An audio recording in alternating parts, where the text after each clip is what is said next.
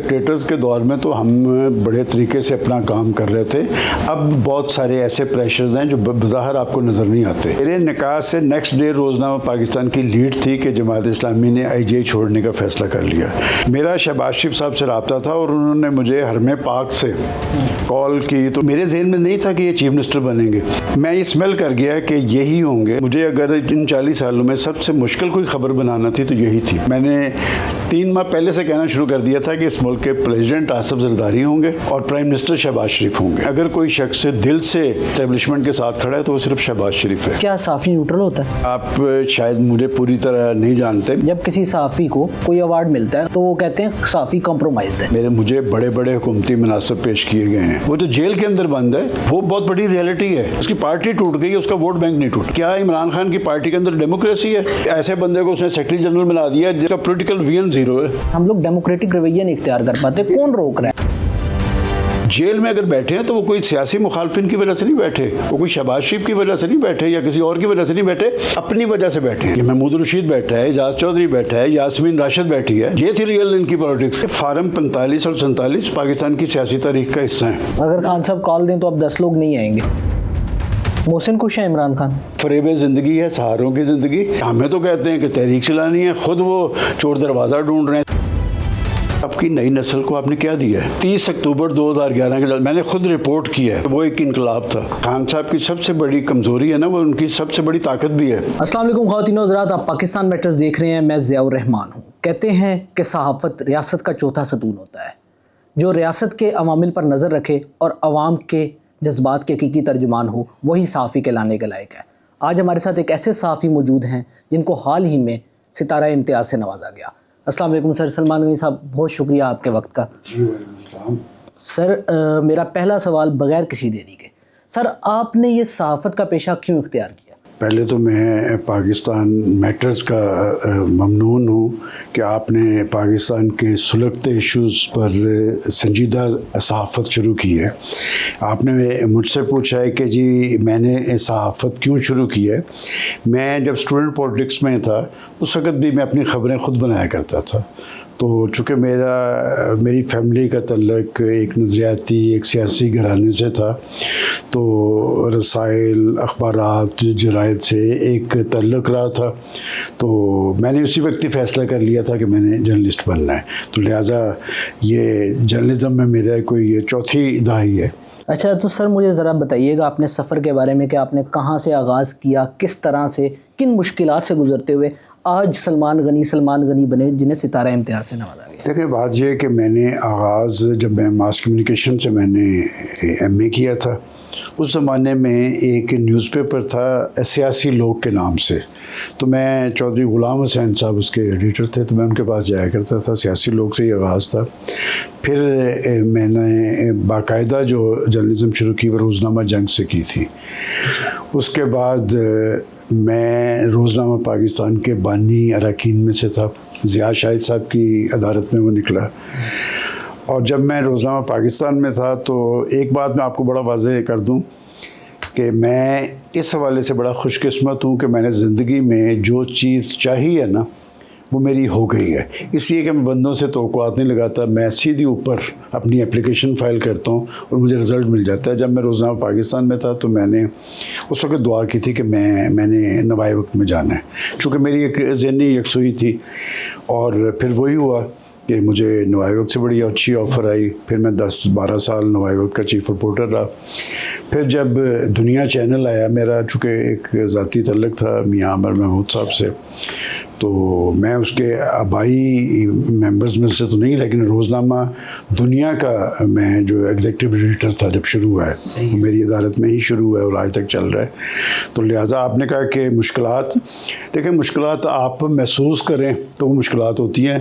मेरी सारी ज़िंदगी ही मुश्किलात में गुजरी है, तो हम इस हवाले से कुंदन है कि मेरे लिए कोई ये परेशानियाँ नहीं रही। कि बात ये कि बड़ी बड़ी मुश्किलात भी आई, हम उसमें सुरखरू हैं, इसलिए कि शुरू से एक ऐसा सिलसिला चल रहा था। तो लिहाजा अगर आप अंदर से मजबूत हो ना तो बाहर से कोई चीज़ आप पे असरअंदाज हो नहीं सकती। अच्छा, आपने जो है कहा कि आपको 4 दिहाइयाँ इसी गेम में, इसी सहाफ़त के अंदर गुजर चुकी हैं, इसी दश्त के आपने खाक जानी। इन 40 सालों में आपने 2 बार कम अज़ कम जो है वो डिक्टेटर्स के दौर में सहाफ़त की। ڈکٹیٹرز کے دور میں صحافت کرنا کس طرح مشکل ہے اور کیسی صحافت ہوتی ہے وہ؟ اور یہ جو ایک معذرت کے ساتھ سر ایک لمبا سوال ہو رہا ہے، یہ جو کہا جاتا ہے جب تک آپ نے صحافت کی نہ ہو ڈکٹیٹرز کے دور میں تو آپ صحافی بن نہیں سکتے، اس میں کتنی حقیقت؟ آپ نے تو وہ شاید ڈکٹیٹرز کی صحافت نہیں دیکھی، آپ تو آج کل کی صحافت دیکھ رہے ہیں، تو آپ کے خیال میں آج کل کی صحافت آسان ہے؟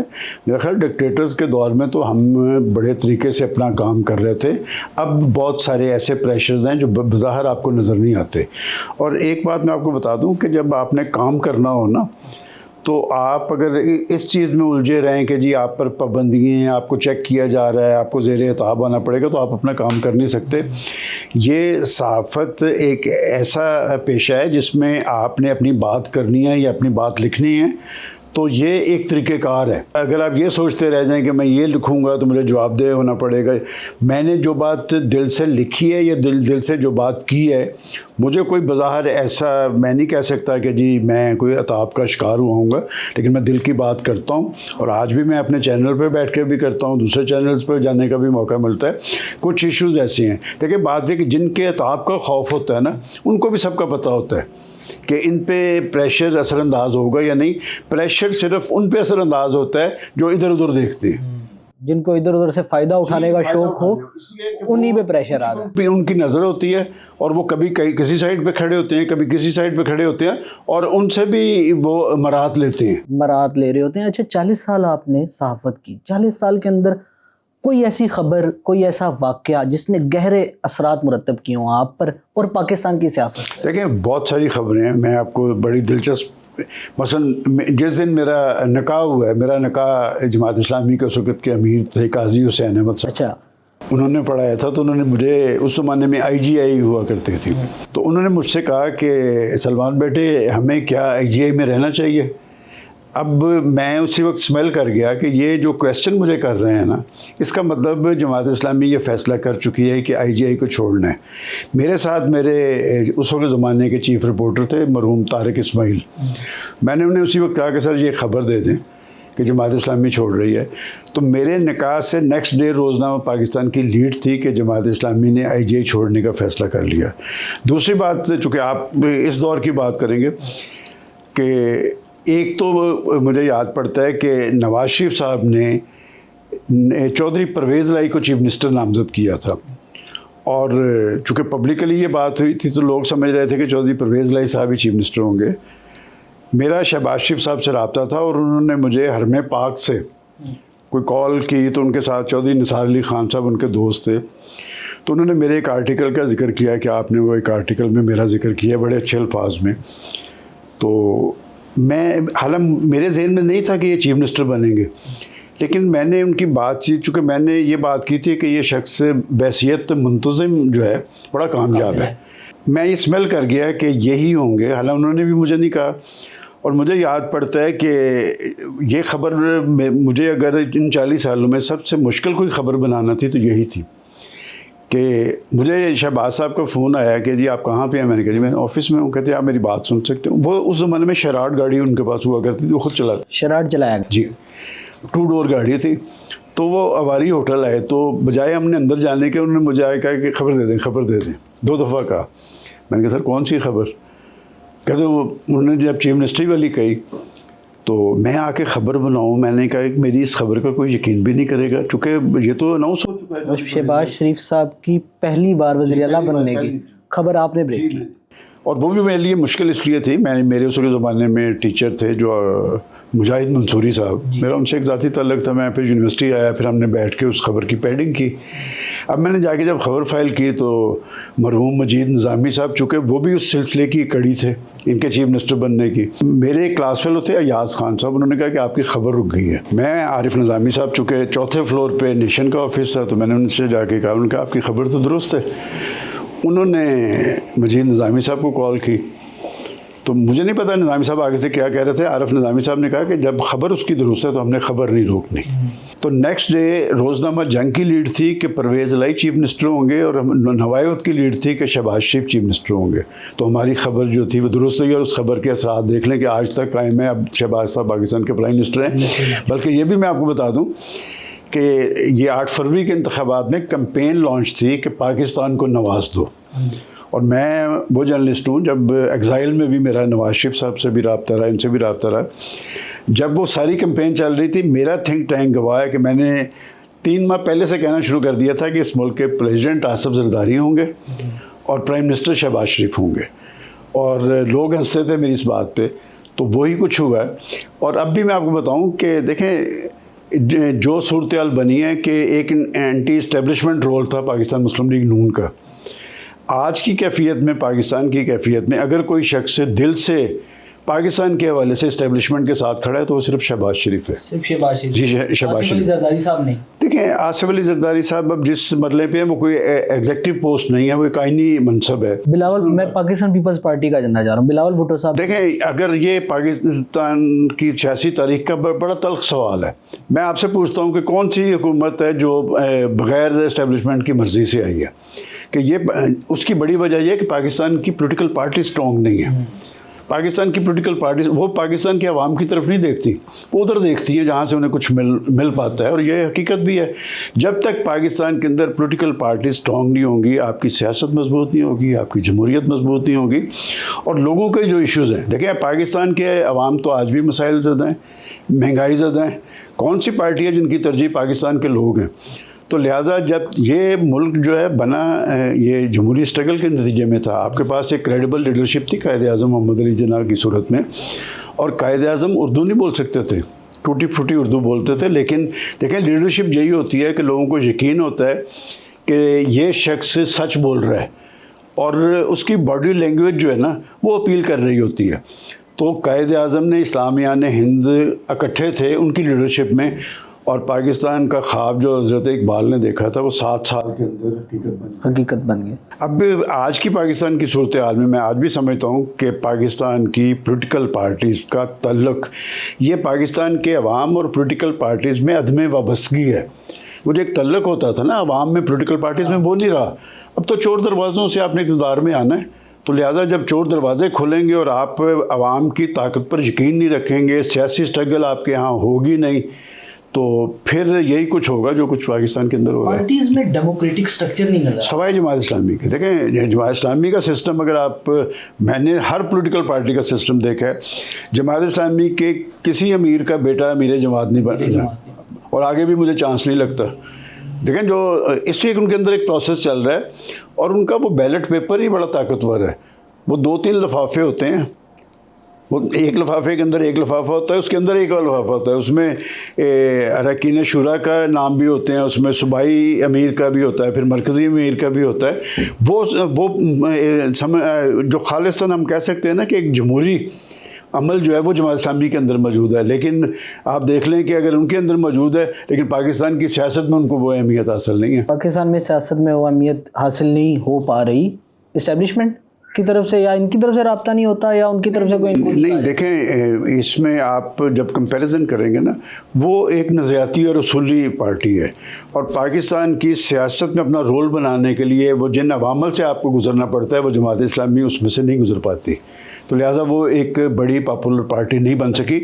میں آپ سے یہ سوال کرتا ہوں کیا وجہ ہے کہ ان کی جو اسٹوڈنٹ تنظیم تھی اسلامی جمعیت طلبہ، وہ تو راج کرتی رہی ہے یونیورسٹیز میں، کالجز میں، اور وہ عملی لائف میں جب وہ لوگ آتے ہیں تو وہ کامیاب نہیں ہوتے، اس لیے کہ آپ یونیورسٹی کالجز کی پولیٹکس میں آپ لوگوں کے کام آتے ہیں، جائز ناجائز طور پہ کام آتے ہیں، اس وجہ سے لوگ آپ کی طرف دیکھتے ہیں، لوگوں کو اپنے کاموں سے غرض ہے۔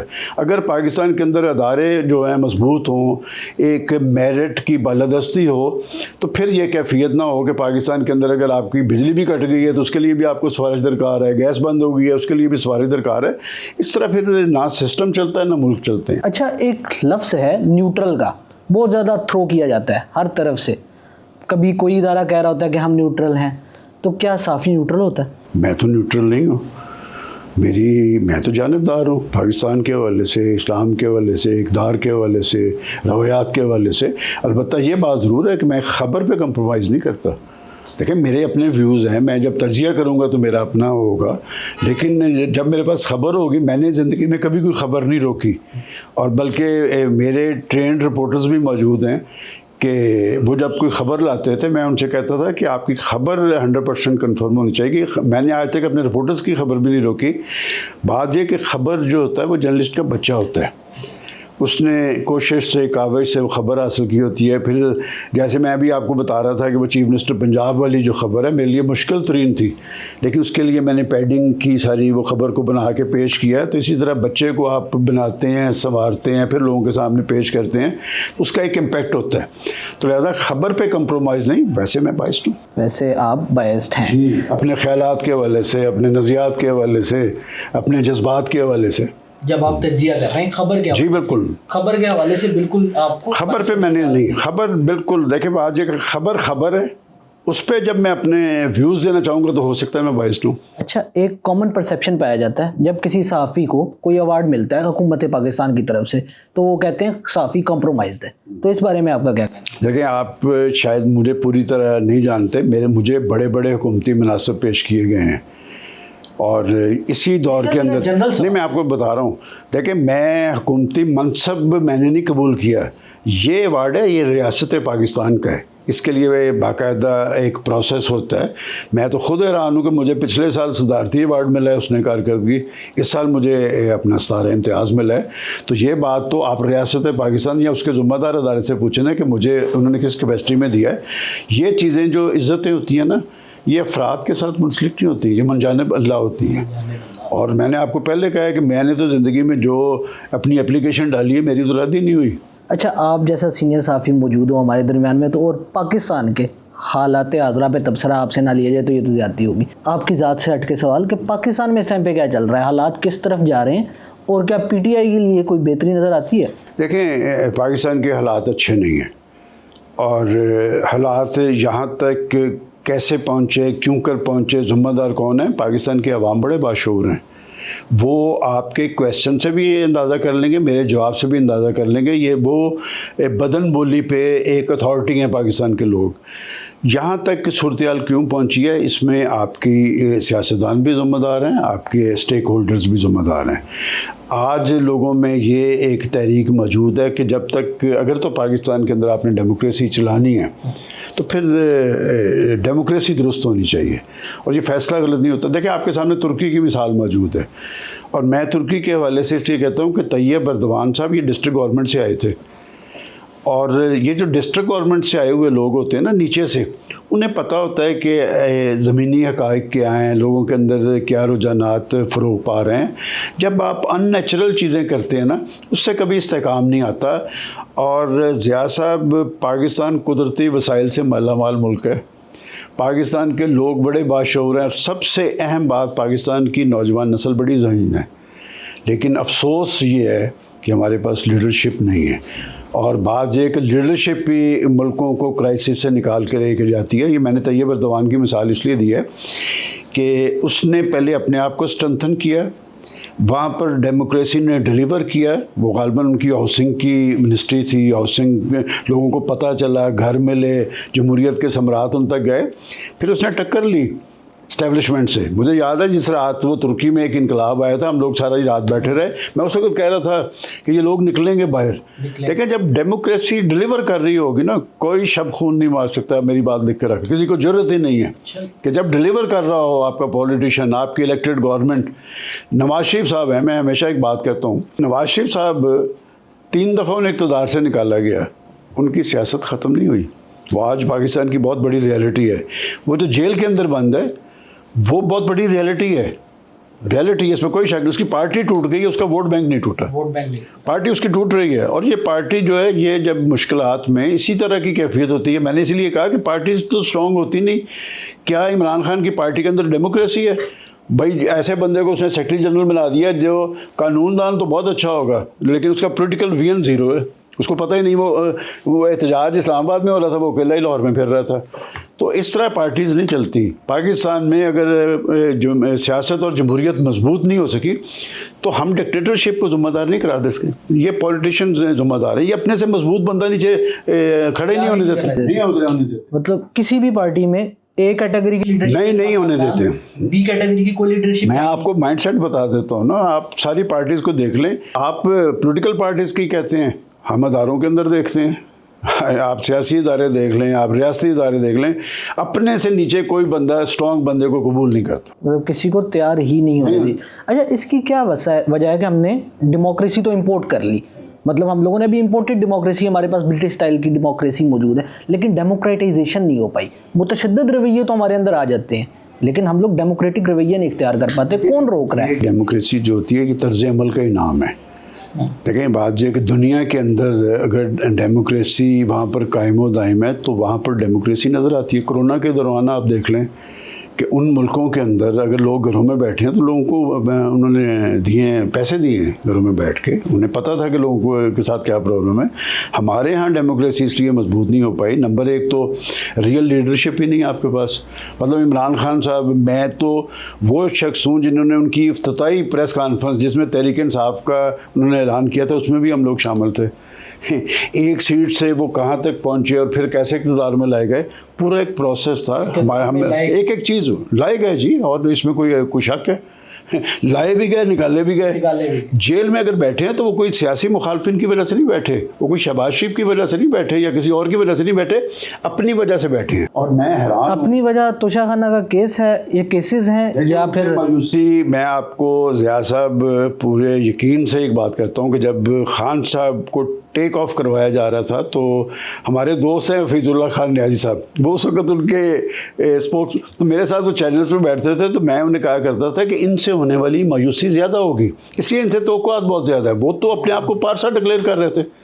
आपने तोशा खाना कहा है, 190 मिलियन केस का है, जो कुछ हो रहा था उनके घर से हो रहा था ना, उनके घर से। मेरी वाइफ अगर कुछ करती है तो मैं ज़िम्मेदार हूँ।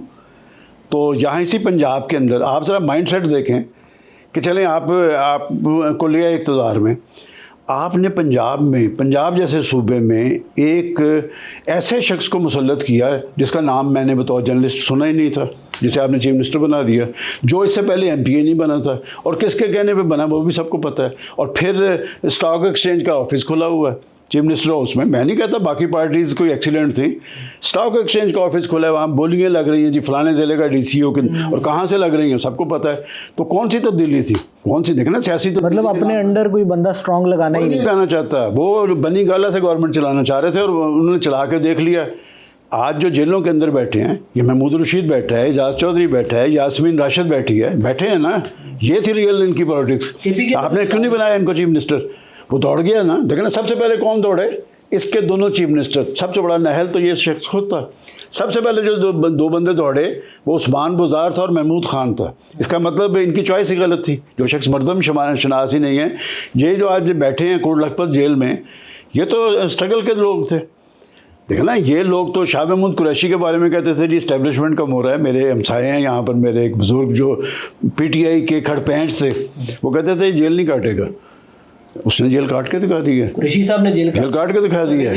परवेज़ इलाही साहब, देखें ना, परवेज़ इलाही साहब तो बाहर आ गए, बाहर वो जैसे भी आए हैं वो छोड़े अब उनका एक।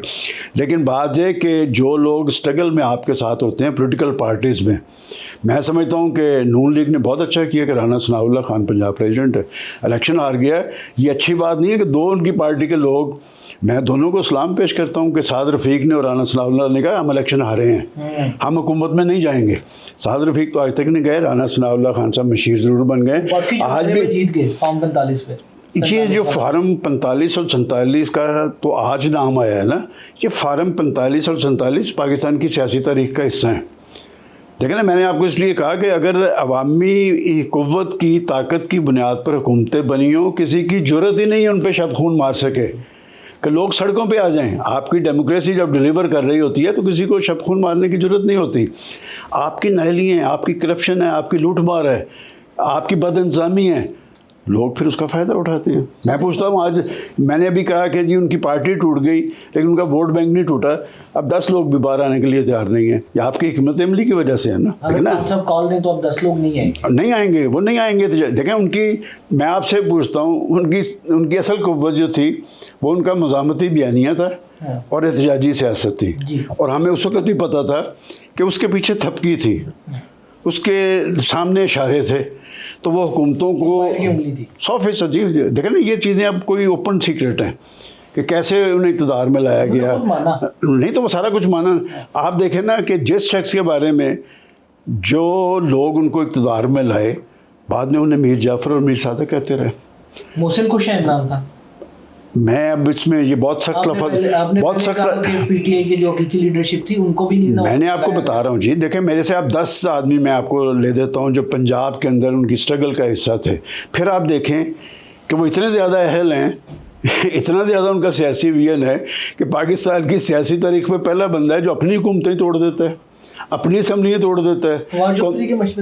مجھے نہیں پتہ، نہیں میں نہیں سمجھتا وہ اس لیول پہ کہ اگر وہ فواد چودھری کے مشورے پہ سب کچھ کر رہا تھا تو پھر اس سے بھی بدتر انجام ہونا چاہیے تھا۔ جس شخص کو یہی نہیں پتہ ہے، پنجاب جیسی گورنمنٹ جو ہے، پنجاب آپ دیکھیں پونا پاکستان ہے، آپ پنجاب کی گورنمنٹ چھوڑ رہے ہیں، آپ اپنی اسمبلیاں توڑ رہے ہیں۔ اور میں آپ کو بتاؤں اس نیچ پہ وہ اس لیے پہنچے کہ کچھ وکلا حضرات ان کے ساتھ تھے جو انہیں یہ بتا رہے تھے کہ جی کورٹ ہمارے ساتھ ہے، ہمیں انہوں نے کہا کہ آپ یہ بھی کریں یہ بھی کریں، ہم آپ کو انصاف دیں گے۔ کہاں گئی کوٹیں موبلی؟ تو لہٰذا فریب زندگی ہے سہاروں کی زندگی۔ ریئلٹی یہی ہے کہ جو چیز آپ کے پاس ہے آپ نے اس کا تحفظ کرنا ہے۔ اگر یہ قومی اسمبلی میں جب عدم اعتماد آئی ہے، وہ خالصتاً ایک آئینی عمل تھا، ان کو فیس کرنا چاہیے تھا۔ اگر یہ فیس کرتے تو شہباز شریف صاحب پرائم منسٹر بن گئے نا، اور یہ اسمبلی کے اندر موجود رہتے، اپوزیشن کرتے، گورنمنٹ نہیں چل سکتی تھی۔ لیکن یہ شخص اپنی انا کے چکر میں، وہ ایک لفظ ہوتا ہے نرگسیت، ہاں اس کا شکار تھے۔ آج وہ جیل کے اندر بیٹھے ہیں، میں آپ میسیج پہ بحث کروا دیں کسی کے ساتھ، وہ اپنی وجہ سے بیٹھے ہیں، اپنی پالیسیز کی وجہ سے بیٹھے ہیں، اپنے اقدامات کی وجہ سے بیٹھے ہیں، اور آپ کیا سہارا ڈھونڈ رہے ہیں۔ بڑی اچھی بات کسی ایک دوست نے، اپوزیشن کے ایک ذمہ دار نے کہی کہ ہمیں تو کہتے ہیں کہ تحریک چلانی ہے، خود وہ چور دروازہ ڈھونڈ رہے ہیں، اسٹیبلشمنٹ سے مرے جا رہے ہیں بات کرنے پہ، اس لیے کہ وہ خان صاحب کو پتہ ہے کہ انہیں یقین ہے کہ رستہ وہیں سے نکلے گا، تو وہ اسی رستے کے تلاش میں سرگرمی عمل ہے۔ تو کل کو اگر وہ بس اقتدار بھی آ جائیں تو میرا نہیں خیال کہ وہ چل پائیں گے۔ جب تک آپ پولیٹیکل پارٹیز کے اندر ڈیموکریسی نہیں ہوگی، پاکستان کے اندر ڈیموکریسی مضبوط ہو ہی نہیں سکتی۔ 17 ماہ سے اسرائیل جو ہے وہ فلسطین کے اندر ظلم کر رہا ہے، کئی صحافی مارے جا چکے ہیں۔ صحافتی دنیا کے لوگ خاموش کیوں ہیں؟ کیا کرنا چاہیے اور حکومت پاکستان کو کیا کرنا چاہیے؟ جس مؤثر انداز کے اندر میڈیا کو رد عمل دینا چاہیے تھا وہ نہیں دے سکے۔ آپ نے اسرائیل کا ذکر کر دیا، دیکھیں اسرائیل یہ سب کچھ خود نہیں کر رہا، اس کے پیچھے امریکہ ہے، ان کا فورسز بیٹھی ہوئی ہیں۔ وہ امریکہ کے سیکرٹری آف اسٹیٹ نے تو وہاں جا کے ان کے تل ابیب میں کہا تھا کہ ہماری ساری قوتیں اس کے ساتھ ہیں۔ بظاہر جو کچھ بھی ہو رہا ہے، آپ نوٹ کریں کہ وہ نیتن یاہو پہ خوف سوار ہے۔ سب سے زیادہ پرابلم انہیں خود اسرائیل کے اندر سے آ رہی ہے۔ اس کے بعد ایک پازیٹیو چیز جو ہے نا، یہ کہ آپ دیکھیں کہ مغرب کے اندر ایک رد عمل سامنے آیا ہے۔ لاکھوں لوگ سڑکوں پہ آئے ہیں بلا کسی تمیز کے، مذہب کے، رنگ و نسل کے، وہ انسانیت کی بنیاد پہ آئے ہیں۔ لیکن مجھے بڑے افسوس سے کہنا پڑتا ہے کہ مرے تھے جن کے لیے وہ رہے وضو کرتے، کہ عالم اسلام جو ہے وہ ایک خواب خرگوش میں پڑا ہوا ہے، اور آج بھی پڑا ہوا ہے، اس لیے کہ وہ تو امریکہ کی طرف دیکھتے ہیں۔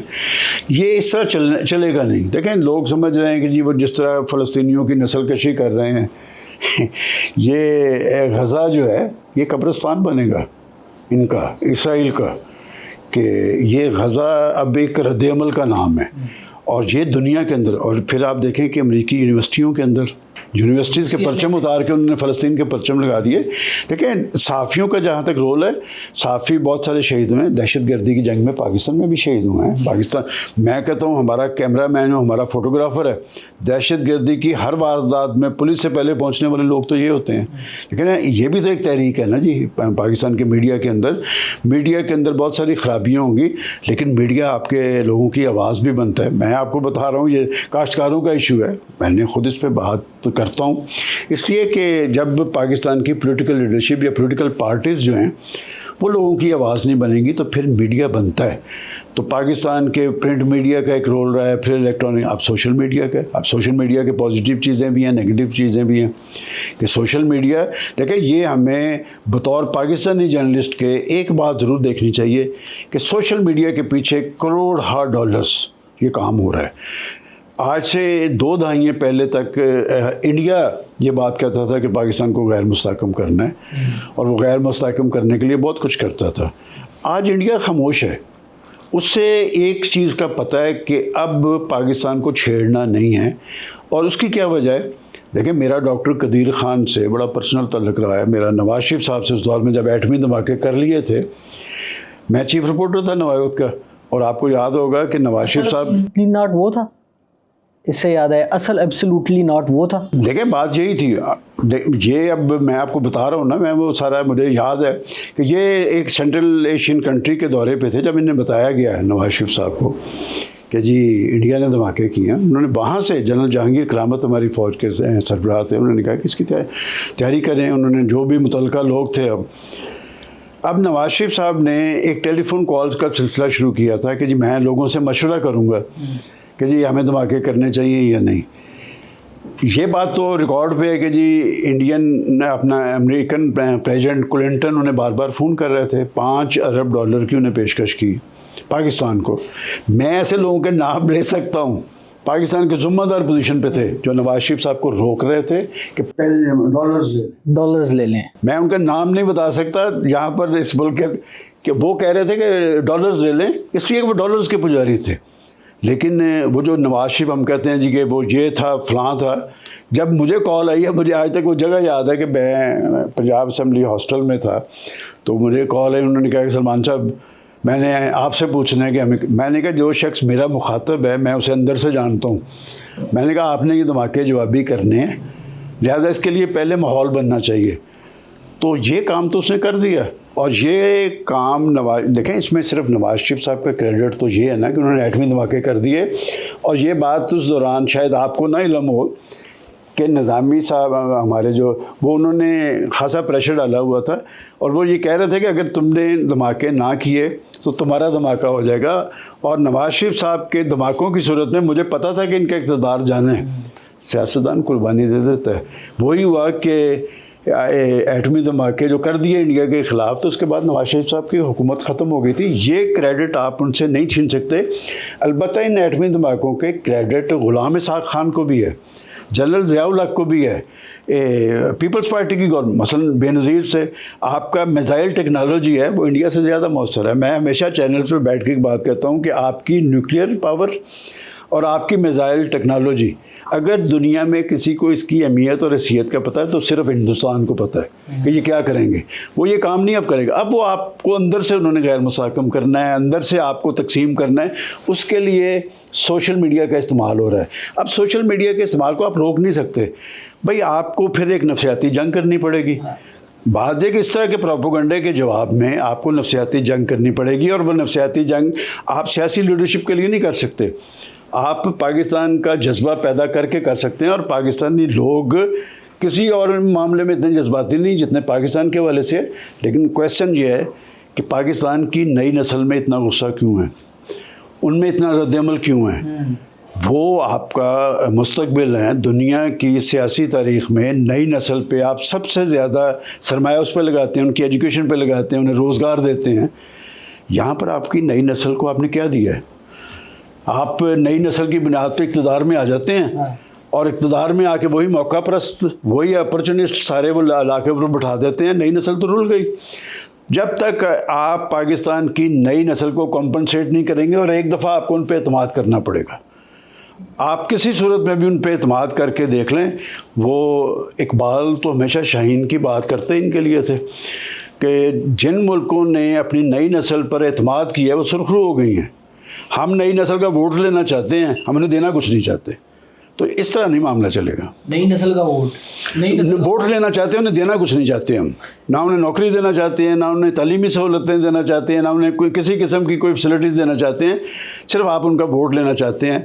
मैं पूछता हूँ, मुझे याद पड़ता है कि इमरान खान साहब ने मीनार पाकिस्तान जिस जलसे से वो टेक ऑफ किया था, वो 30 अक्टूबर 2011 के, मैंने ख़ुद रिपोर्ट किया है। मैं आपको पूरे यकीन से कह सकता हूँ कि वो एक इनकलाब था। और नेक्स्ट 2 दिन के बाद वो मेरा शुक्रिया अदा करने आए। हमने भी कहा भाई ये तो एक इनकलाब आ रहा है। उन्होंने 2 बंदों का नाम लिया जो इस वक्त पाकिस्तान की सियासत में बड़े मोतबर हैं, कि आप सलमान साहब मुझे बताएं कि इनको मैं ले लूँ। मैंने कहा सर, इनके ख़िलाफ़ नफ़रत में लोग आए थे, देखिए ना, रवायती जो पैसे माल की बना, मैंने कहा इनके ख़िलाफ़ नफ़रत में लोग आए थे, अगर आप इनको ले लेंगे तो आपकी तो नफ़ी हो गई।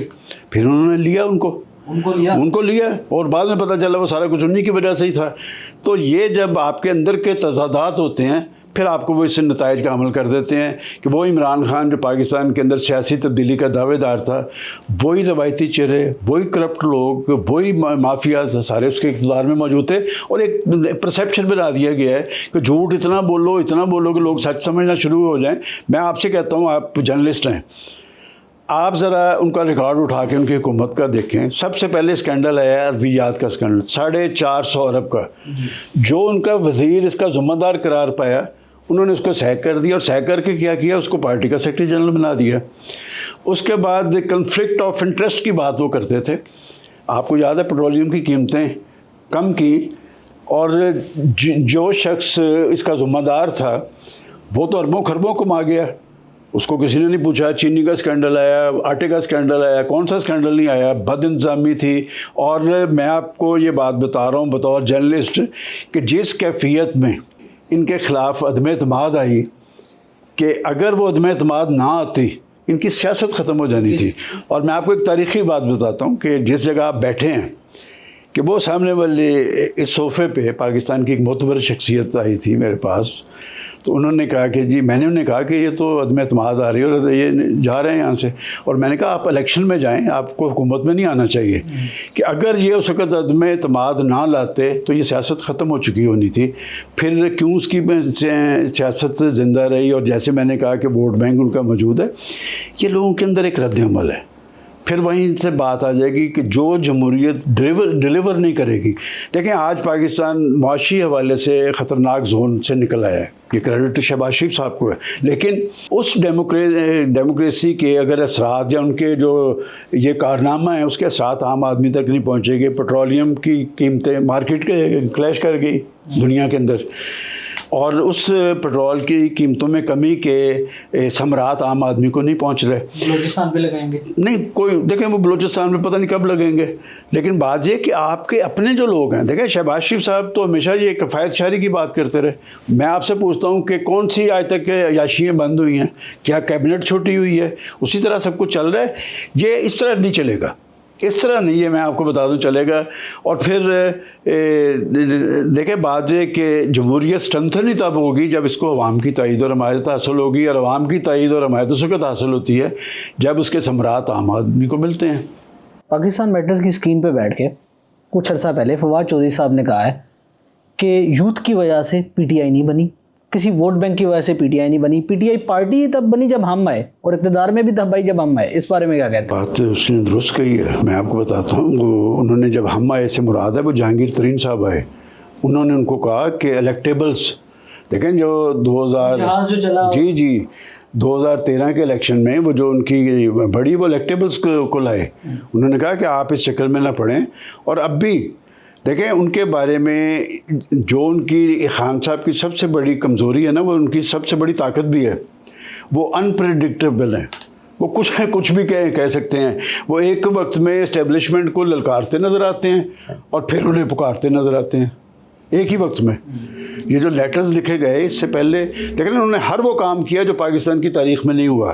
آپ پاکستان کی ریاست کو، پاکستان کے ریاستی اداروں کو دنیا بھر میں امبیرسمنٹ سے دو چار کر رہے ہیں۔ کیا آپ اس طرح پاکستان میں سیاست کر لیں گے؟ اور میں پاکستان کے لوگوں کے بارے میں ایک بات آپ کو بتاؤں، پاکستانی قوم جو ہے بڑی باشعور قوم ہے۔ میں نے جیسے آپ کو آغاز میں کہا ہے کہ ان کے اندر غصہ رد عمل ضرور ہے، لیکن وہ پاکستانیت پر کبھی اثر انداز نہیں ہوں گے، پاکستان پہ اثر انداز نہیں ہوں گے، اور ان کو سب کچھ پتہ ہے کہ کون کیا کر رہا ہے۔ میں نے آپ کو کہا نا کہ پارٹیز اب نظریات کے ساتھ یا خیالات کے ساتھ منسلک نہیں ہیں۔ نواز شریف صاحب کی سیاست کیا تھی؟ وہ مسلم لیگ کے صدر تھے، پرائم منسٹر بن گئے، لیکن وہ ڈیلیور کر رہے تھے۔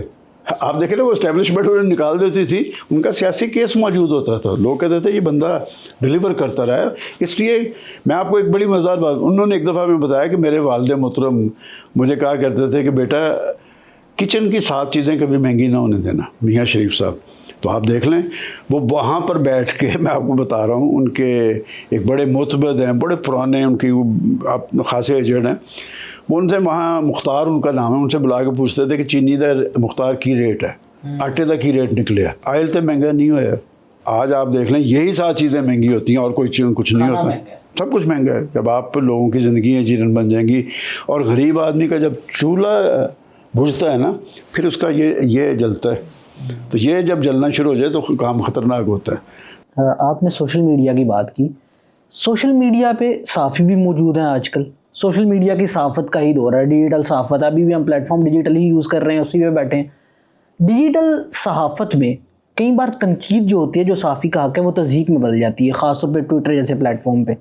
تو اس بارے میں آپ کا کیا کہنا ہے؟ دیکھیں بات یہ کہ تنقید کرنے کا حق آپ کو آئین پاکستان دیتا ہے, تضحیک میں نہ, تضحیک میں نہیں ہونا چاہیے. پتہ دیکھیں میں آپ سے بیٹھ کے 10 باتوں پہ اختلاف کر سکتا ہوں, یہ تضحیک کا پہلو کہاں سے آیا؟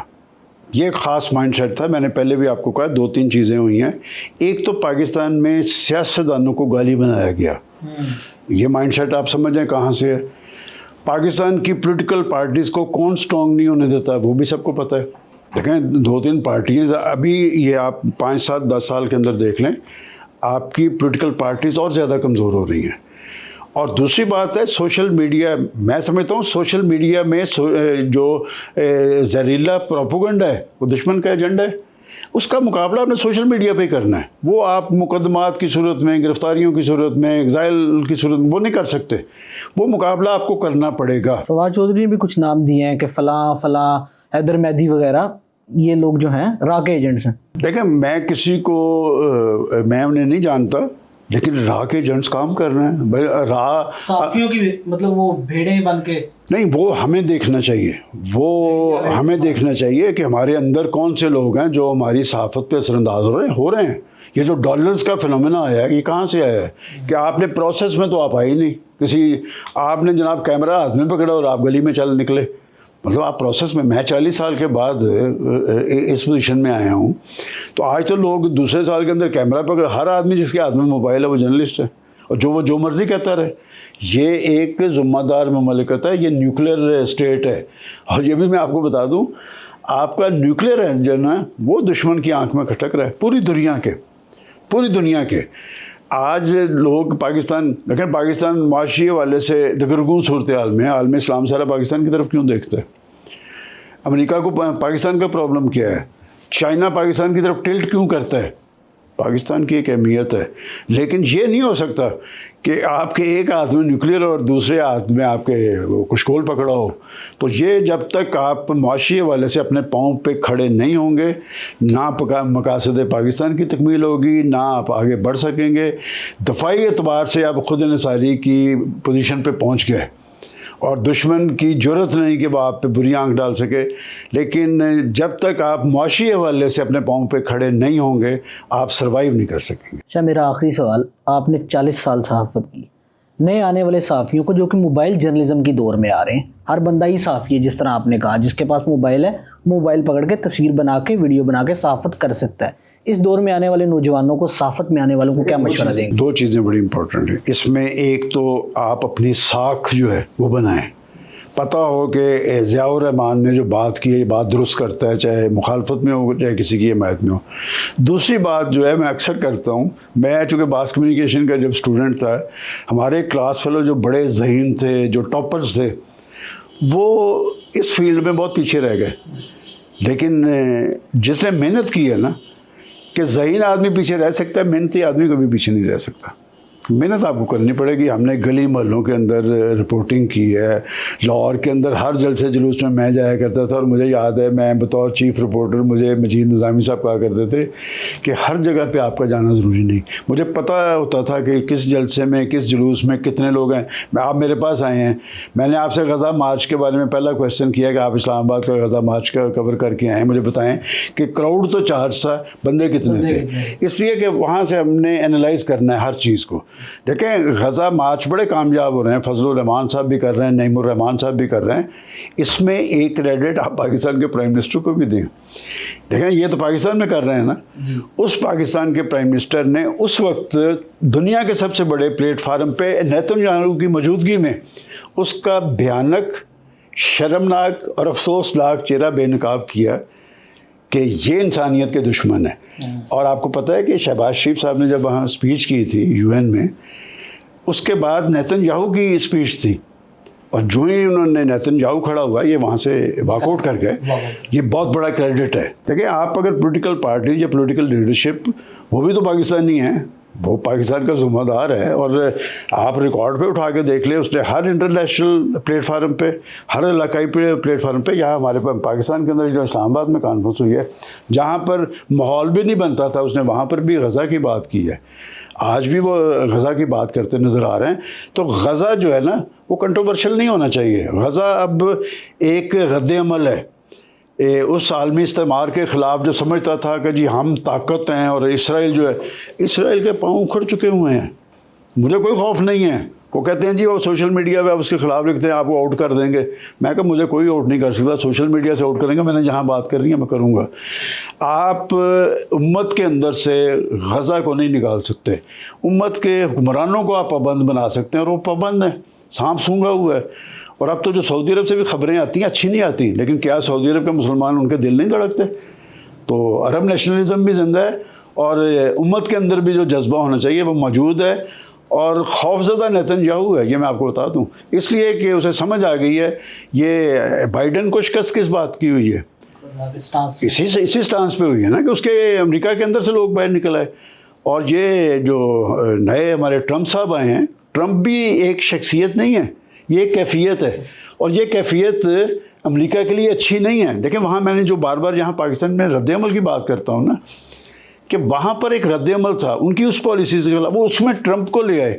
اگر ٹرمپ صاحب بھی وہی کام کریں گے تو ابھی تو میرا خیال ان کو 100 دن بھی شاید نہیں ہوئے کہ کام، وہاں تو کام شروع ہو گیا، لوگ سڑکوں پہ آ رہے ہیں کہ جن ایشوز کی بنیاد پہ وہ برس اقتدار آیا ہے وہی ایشوز پھر کھڑے نظر آ رہے ہیں، اور وہ دنیا کو غیر مستحکم کرنے چل پڑا ہے۔ دیکھیں چائنا جو ہے، مجھے بڑا اچھا لگا، دیکھیں قومیں کیا ہوتی ہیں کہ یہ جو آپ کا یہ ٹریڈ جنگ شروع ہوئی ہے، چینی پریزیڈنٹ نے کہا کہ ہماری معیشت جو ہے ایک سمندر ہے، تالاب نہیں ہے جو طوفان سے آپ اکھاڑ دیں گے، اس نے سمندر ہی رہنا ہے، تو انہوں نے سروائیو کرنا ہے، اس لیے ان کا ایجنڈا صرف معیشت ہے، ان کا ایجنڈا صرف معیشت ہے، وہ اور کوئی کام نہیں کرتے۔ وہ عالمی طاقت بن رہا ہے اور امریکہ اندر سے اکھڑ رہا ہے۔ تو وہ سید مودودی نے کہا تھا کہ جی کمیونزم جو ہے وہ ماسکو کے اندر اور سرمایہ دارانہ نظام واشنگٹن کے اندر وہیں تباہ ہوگا، تو یہ تو اسی طرف ہی چل نکلے ہیں، دونوں نظام تباہ، وہ تو تباہ ہو گیا نا جی، رشیا تو اکھڑا، تو اب باری واشنگٹن کی ہے، تو ٹرمپ صاحب پہ سارا کچھ چل رہا ہے۔